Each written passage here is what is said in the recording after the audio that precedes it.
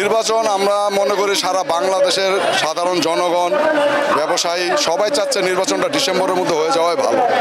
কারণ নির্বাচনটা না হলে দেশে স্থিতিশীলতা ফিরে আসছে না, আইনের শাসনও ফিরে আসতেছে না, এবং ব্যবসা বাণিজ্যে যে স্থিরতা চলতেছে সেটা একটা নির্বাচিত সরকার না আসা পর্যন্ত তো সেটা ঠিক হচ্ছে না। তাই সবাই চাচ্ছে যাতে ডিসেম্বরের মধ্যে নির্বাচনটা হয়ে যায়। আমাদের ভারপ্রাপ্ত চেয়ারম্যান জননেতা জনাব তারেক রহমান সেটা একটা 31 দফার একটা রূপরেখা দিয়েছে, সেখানে সমস্ত বিষয়গুলি তিনি সুন্দরভাবে উল্লেখ করে দিয়েছেন।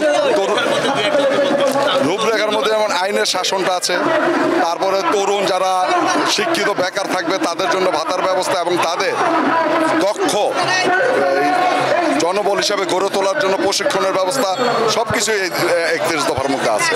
এটা তো কঠোর বিচার হওয়া উচিত। শুধু বিএনপি না, আপনি হেফাজতের কথা বলেন, বিডিআর হত্যার কথা বলেন, বা জামায়াত ইসলামের কথা বলেন, মোটামুটি বিরোধী মতের যারা ছিল সবার উপরে তো তারা স্টিম রোলার চালিয়েছে।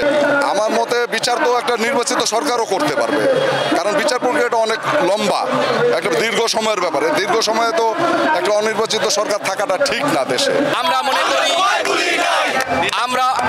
মনে করি এখন সময় এসেছে খালেদা জিয়ার নির্দেশে এবং খালেদা জিয়ার নেতৃত্বে এই বাংলাদেশ পুনর্গঠন হবে, তারেক রহমানের নির্দেশে এই বাংলাদেশ পুনর্গঠন হবে। এবং আমরা এই মুহূর্তেই বাংলাদেশের জাতীয়তাবাদী যুবদল এবং অঙ্গ সংগঠনের নেতৃবৃন্দ এই মুহূর্তে একটি নির্বাচন চাই। সেই নির্বাচনে যাতে বাংলাদেশের স্বতঃস্ফূর্ত জনগণ অংশগ্রহণ করতে পারে সেই ধরনের একটি নির্বাচন চাই, এবং যারা তৃণমূল নেতাকর্মী আমরা ভোট দিতে পারি সেই ধরনের একটি নির্বাচন চাই।